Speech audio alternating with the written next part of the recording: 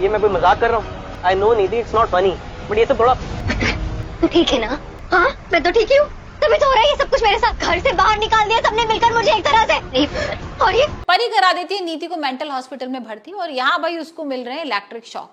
अब सबको लग रहा था कि भाई इलेक्ट्रिक शॉक मिलने के बाद यहाँ पर नीति थोड़ी सी बेहोश हो जाएगी, थोड़ी बीमार हो जाएगी, पर नीति तो और जोश में आ गई और यहाँ पर भाई वो लेने वाली है परी से बदला। हमने देख ही लिया था ना किस तरीके से यहाँ पर परी क्या कुछ नहीं करती है, भूतों का ड्रामा करती है, भूत बन के आ जाती है यहाँ पर नीति को डराने के लिए। पागल खाने वाले मुझे ऐसे खींच कर लेके आ रहे थे वैन में, जैसे कि मैं कोई जानवर हूँ, इंसान नहीं।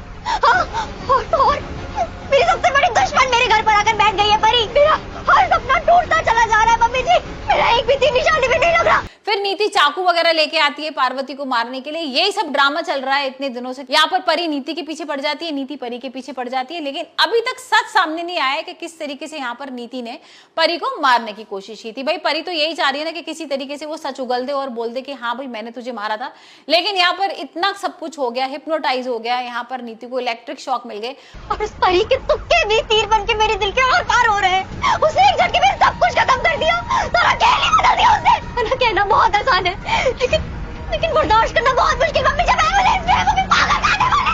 अगर इसका मैडम ये इंजेक्शन किसके लिए? कोई जरूरत नहीं लिए। मैं पागल नहीं हूँ। पर नीति यहाँ पर टस से मचनी हुई है, कुछ बोलने को तैयार नहीं है। वही हम देख रहे हैं कि नीति कर रही है अब परी को चैलेंज, और यहाँ पर बबली की कराएगी दिलजीत से शादी। अब नीति को ये लग रहा है कि भाई किसी तरीके से मैं पार्वती को ना टॉर्चर करना शुरू करूंगी। मतलब उसको तो उसने कितनी बार कर लिया, लेकिन उसके घर वालों को जब टॉर्चर करूंगी ना, उनके ऊपर अत्याचार करूंगी, तब जाके हो सकता है यहाँ पर ये कबूल कर ले कि हाँ भाई मैं परी हूँ। मैं पागल नहीं हूँ, मैं ठीक हूँ, मुझे सिर्फ गुस्सा आ रहा है। ये इंजेक्शन की कोई जरूरत नहीं मुझे। मम्मी जी बोलो नहीं, आपकी डॉक्टर पागल है जो मुझे पागल समझ रही है। प्लीज मुझे इंजेक्शन नहीं चाहिए।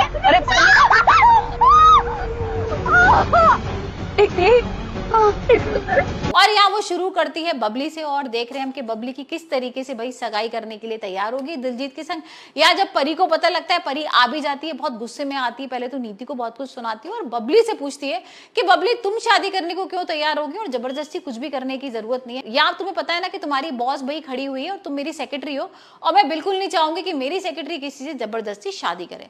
अब यहाँ पर बबली कुछ बोल ही नहीं रही है, और बल्कि लास्ट में बबली बोलती थी कि हाँ ठीक है मुझे कोई प्रॉब्लम नहीं है, मैं शादी कर लूंगी। अब बबली के ऊपर ऐसा क्या दबाव डाला है नीति ने कि जिसकी वजह से वो दिलजीत जैसे इंसान के संग शादी करने को तैयार हो गई है।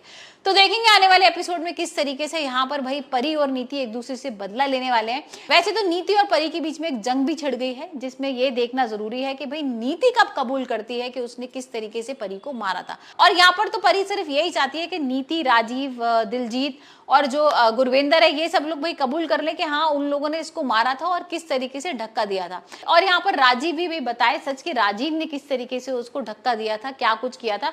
और यहाँ पर ये खुलासा भी नहीं हुआ है कि जो परी है वो पार्वती बनकर आई है नीति और इन सब लोगों से बदला लेने के लिए। तो आने वाला एपिसोड लग रहा है बहुत ज्यादा एक्साइटिंग होने वाला है। वैसे आप मुझे बताइए आप कितने एक्साइटेड है परी नीति के लिए, और आपको क्या लगता है कि भाई जब राजीव के सामने ये सच आएगा कि पार्वती परी है तो वो क्या करेगा।